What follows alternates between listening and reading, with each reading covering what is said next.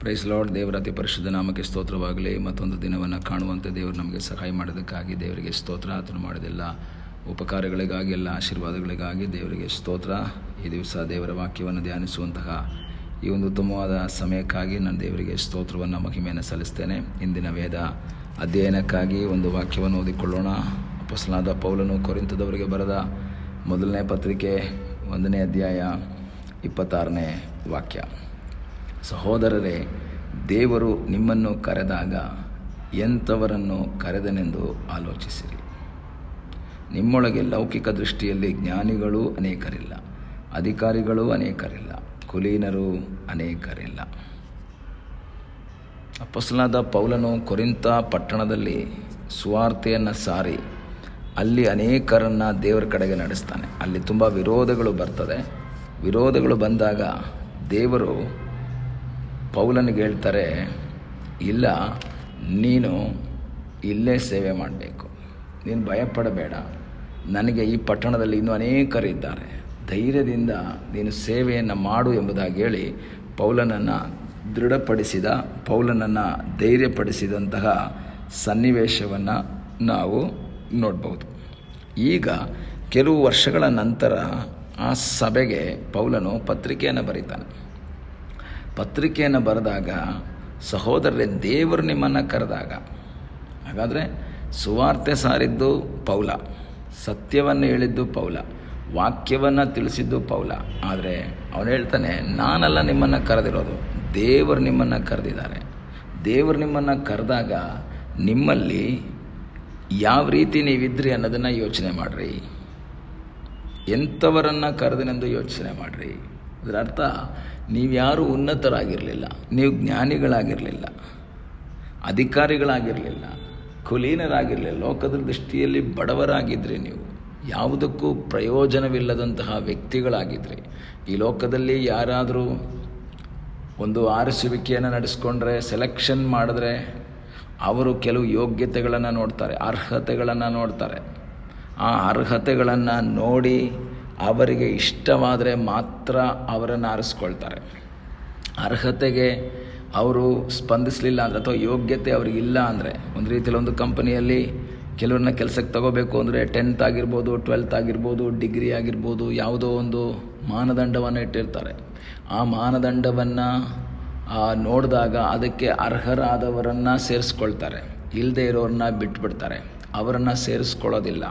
ಆದರೆ ಇಲ್ಲಿ ಪೌಲ ಹೇಳ್ತಾನೆ, ನಾನು ನಿಮಗೆ ಸುವಾರ್ತೆ ಸಾರಿದೆ, ಆದರೆ ದೇವರು ನಿಮ್ಮನ್ನು ಕರೆದಾಗ ನಿಮ್ಮಲ್ಲಿ ಜ್ಞಾನಿಗಳು ಇರಲಿಲ್ಲ. ಆದರೆ ಯಾಕಂತವ್ರನ್ನ ಕರೆದ್ರು? ಯಾಕೆ ಜ್ಞಾನಿ ಅಲ್ಲದವ್ರನ್ನ ಕರೆದ್ರು? ಯಾಕೆ ಅಧಿಕಾರಿಗಳಲ್ಲದವ್ರನ್ನ ಕರೆದ್ರು? ಯಾಕೆ ಕುಲೀನರಲ್ಲದವ್ರನ್ನ ಕರೆದ್ರು? 27ನೇ ವಾಕ್ಯ ಹೇಳುತ್ತೆ, ಜ್ಞಾನಿಗಳನ್ನು ನಾಚಿಕೆಪಡಿಸುವುದಕ್ಕಾಗಿ ದೇವರು ಈ ಲೋಕದ ಬುದ್ಧಿಹೀನರನ್ನು ಆರಿಸಿಕೊಂಡಿದ್ದಾನೆ, ಬಲಿಷ್ಠರನ್ನು ನಾಚಿಕೆಪಡಿಸುವುದಕ್ಕಾಗಿ ಈ ಲೋಕದ ಬಲಹೀನರನ್ನು ಆರಿಸಿಕೊಂಡಿದ್ದಾನೆ. ಹಾಗಾದರೆ ದೇವರ ಆರಿಸುವಿಕೆಯಲ್ಲಿ ಒಂದು ಉದ್ದೇಶ ಇದೆ. ನನ್ನನ್ನು ನಿಮ್ಮನ್ನು ದೇವರು ಆರಿಸ್ಕೊಂಡಾಗ ಒಂದು ಉದ್ದೇಶದಿಂದ ಆರಿಸ್ಕೊಂಡಿದ್ದಾರೆ. ನಮ್ಮ ಮೇಲೆ ಮನಸ್ಸಿಟ್ಟು ನಮ್ಮನ್ನು ಆರಿಸ್ಕೊಂಡಿದ್ದಾರೆ. ರೋಮಪತ್ರಿಕೆಯಲ್ಲಿ 9ನೇ ಅಧ್ಯಾಯ ಅದರ 11, 12 ವಾಕ್ಯಗಳಲ್ಲಿ ಓದಬೇಕಾದ್ರೆ ನಾವು ನೋಡ್ತೇವೆ, ರೆಬೆಕ್ಕಳ ಮಕ್ಕಳಾದಂತಹ ಏಸಾವ ಮತ್ತು ಯಾಕೋಬನ ಬಗ್ಗೆ ಮಾತಾಡುತ್ತಾ ಪೌಲ ಹೇಳ್ತಾನೆ, ಇದರಿಂದ ದೇವರು ತನಗೆ ಮನಸ್ಸಿದ್ದವರನ್ನು ಆರಿಸಿಕೊಳ್ಳುತ್ತಾನೆಂಬ ಸಂಕಲ್ಪವು ಸ್ಥಿರವಾಗಿರಬೇಕೆಂದು ತೋರಿಸಿದನು.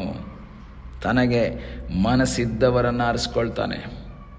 ತನಗೆ ಯಾರು ಇಷ್ಟವಾಗ್ತಾರೆ ಅವ್ರನ್ನ ಆರಿಸ್ಕೊಳ್ತಾರೆ. ಅವನಿಗೆ ದೇವರು, ಅವನಿಗೆ ಜ್ಞಾನ ಇದೆಯಾ, ಅವನಿಗೆ ಹಣ ಇದೆಯಾ, ಅವನಿಗೆ ಆರೋಗ್ಯ ಇದೆಯಾ, ಅವನಿಗೆ ಒಳ್ಳೆ ಸ್ಥಾನಮಾನ ಇದೆಯಾ, ಇದು ಯಾವುದು ಬೇಕಾಗಿಲ್ಲ. ಈ ಲೋಕದ ವ್ಯಕ್ತಿಗಳು ಅದನ್ನೆಲ್ಲ ಎಕ್ಸ್ಪೆಕ್ಟ್ ಮಾಡ್ತಾರೆ. ಸೌಂದರ್ಯ ಇರೋರನ್ನ ಆರಿಸ್ಕೊಳ್ತಾರೆ, ಆರೋಗ್ಯ ಇರೋರನ್ನ ಆರಿಸ್ಕೊಳ್ತಾರೆ, ಹಣ ಇರೋರನ್ನ ಆರಿಸ್ಕೊಳ್ತಾರೆ, ವಿದ್ಯಾಭ್ಯಾಸ ಇರೋರನ್ನ ಆರಿಸ್ಕೊಳ್ತಾರೆ, ಟ್ಯಾಲೆಂಟ್ ಇರೋರನ್ನ ಆರಿಸ್ಕೊಳ್ತಾರೆ. ಆದರೆ ದೇವರಿಗೆ ಬೇಕಾಗಿರೋದು ಟ್ಯಾಲೆಂಟ್ ಅಲ್ಲ, ದೇವರಿಗೆ ಬೇಕಾಗಿರೋದು ಹಣ ಇರೋರಲ್ಲ, ದೇವರಿಗೆ ಬೇಕಾಗಿರೋದು ದೇವರ ಮನಸ್ಸಿಗೆ ಹಿಡಿದವರನ್ನು. ಆದ್ದರಿಂದ ರೋಮಪತ್ರಿಕೆಯಲ್ಲಿ ಪೌಲ ಹೇಳ್ತಾನೆ, ದೇವರು ತನಗೆ ಮನಸ್ಸಿದ್ದವರನ್ನು ಆರಿಸ್ಕೊಳ್ತಾರೆ. ತನಗೆ ಇಷ್ಟವಾದವ್ರನ್ನ ಆರಿಸ್ಕೊಳ್ತಾರೆ.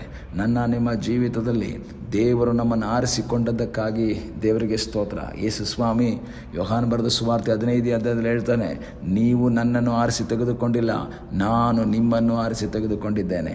ಈಗಾಗಲೇ ಸಮಯದಲ್ಲಿ ನನ್ನನ್ನು ಕೇಳುವಂತಹ ದೇವರ ಮಕ್ಕಳೇ, ನೀವು ದೇವರಿಂದ ಆರಿಸಿಕೊಳ್ಳಲ್ಪಟ್ಟಿದ್ದರೆ ಅದು ನಮ್ಮ ಸ್ಥಾನಮಾನಗಳಿಂದಲ್ಲ, ನಮ್ಮ ಒಂದು ಹಣದ ಬಲದಿಂದಲ್ಲ, ಜನಬಲದಿಂದಲ್ಲ, ನಮ್ಮ ಮೇಲೆ ದೇವರಿಗೆ ಇಟ್ಟಂತಹ ಒಂದು ಮನಸ್ಸು, ದೇವರಿಗೆ ಉಂಟಾದಂತಹ ಒಂದು ಕನಿಕರ. ನಾವು ಅಜ್ಞಾನಿಗಳಾಗಿದ್ದಾಗ, ಬಲಹೀನರಾಗಿದ್ದಾಗ, ದೇವರ ಸಲಿ ಬರುವುದಕ್ಕೆ ಯಾವ ಯೋಗ್ಯತೆ ಇಲ್ಲದೆ ಇದ್ದಾಗ ನಮ್ಮನ್ನು ದೇವರು ಆರಿಸಿಕೊಂಡದ್ದಕ್ಕಾಗಿ ದೇವರಿಗೆ ಸ್ತೋತ್ರವನ್ನು ಸಲ್ಲಿಸಬೇಕು. ನಮ್ಮನ್ನು ಇಂದು ಅವರನ್ನು ಜ್ಞಾನಿಗಳನ್ನು ನಾಚಿಕೆ ಪಡಿಸುವಂಥ ರೀತಿಯಲ್ಲಿ ನಮ್ಮನ್ನು ಆತ್ಮೀಕವಾಗಿ ಜ್ಞಾನಿಗಳಾಗಿ ಮಾರ್ಪಡಿಸಿದ್ದಕ್ಕಾಗಿ ದೇವರಿಗೆ ಸ್ತೋತ್ರ. ಈಗಲೇ ಸಮಯದಲ್ಲಿ ಕರ್ತನಿಗೆ ಹೇಳೋಣ, ಕರ್ತನೇ, ನನ್ನ ಜೀವಿತದಲ್ಲಿ ನೀನು ಮಾಡಿದಂಥ ಎಲ್ಲ ಉಪಕಾರಗಳಿಗಾಗಿ ಸ್ತೋತ್ರ. ನನ್ನನ್ನು ಆರಿಸಿಕೊಂಡು ನಿನ್ನ ಮಗನಾಗಿ ಮಗಳಾಗಿ ಮಾಡಿದ್ದೀಯಲ್ಲ, ಅದಕ್ಕಾಗಿ ನಿನಗೆ ಸ್ತೋತ್ರ ಎಂಬುದಾಗಿ ಹೇಳಿ ನಮ್ಮನ್ನು ಸಮರ್ಪಿಸಿಕೊಳ್ಳೋಣ. ಕಣ್ಣುಗಳನ್ನ ಮುಚ್ಚೋಣ, ದೇವರ ಸನ್ನಿಧಿಯಲ್ಲಿ ಪ್ರಾರ್ಥನೆ ಮಾಡೋಣ. ನಮ್ಮನ್ನು ಬಹಳವಾಗಿ ಪ್ರೀತಿ ಮಾಡುವ ಪರಲೋಕದ ತಂದೆಯಾದ ದೇವರೇ, ಮತ್ತೊಂದು ಆವರ್ತಿ ನಿನ್ನ ಸಂಧಾನದಲ್ಲಿ ನಾವು ಸೇರುವಂತೆ ಸಹಾಯ ಮಾಡಿದ್ದಕ್ಕಾಗಿ ಸ್ತೋತ್ರ. ಕರ್ತನೆ, ಯಾವುದಕ್ಕೂ ಬಾರದಂತಹ, ಯೋಗ್ಯತೆ ಇಲ್ಲದ, ಅರ್ಹತೆ ಇಲ್ಲದ ನಮ್ಮನ್ನು ಕರ್ತನೆ ನೀನು ಆರಿಸಿಕೊಂಡದ್ದಕ್ಕಾಗಿ ಸ್ತೋತ್ರ. ನೀನು ಆರಿಸಿಕೊಂಡು ನಿನ್ನ ಮಗನಾಗಿ ಮಗಳಾಗಿ ಒಂದು ಸ್ಥಾನವನ್ನು ನಮಗೆ ಕೊಟ್ಟದ್ದಕ್ಕಾಗಿ ಸ್ತೋತ್ರ. ಜ್ಞಾನಿಗಳನ್ನು ನಾಚಿಕೆ ಪಡಿಸುವುದಕ್ಕಾಗಿ ಜ್ಞಾನಹೀನವಾದ ನಮ್ಮನ್ನು ಆರಿಸಿಕೊಂಡೆ. ಬಲಹೀನರನ್ನು ಬಲವುಳ್ಳವರನ್ನು ನಾಚಿಕೆ ಪಡಿಸುವುದಕ್ಕಾಗಿ ಬಲಹೀನವಾದ ನಮ್ಮನ್ನು ಆರಿಸಿಕೊಂಡದ್ದಕ್ಕಾಗಿ ನಿನಗೆ ಸ್ತೋತ್ರ. ನಿನ್ನ ಕೃಪೆಯಲ್ಲಿ ಆಶ್ರಯಿಸಿ ಮುಂದೆ ಸಾಗುವಂತೆ ನೀನು ನಮಗೆ ಸಹಾಯ ಮಾಡು. ಪ್ರಾರ್ಥನೆಯನ್ನು ಕೇಳಿದ್ದಕ್ಕಾಗಿ ನಿನಗೆ ಸ್ತೋತ್ರ. ಯೇಸುವಿನ ಮುದ್ದಾದ ಹೆಸರಿನಲ್ಲಿ ಬೇಡಿಕೊಳ್ಳುತ್ತೇವೆ ನಮ್ಮ ಪ್ರೀತಿಯ ತಂದೆಯೇ. ಆಮೇನ್. God bless you.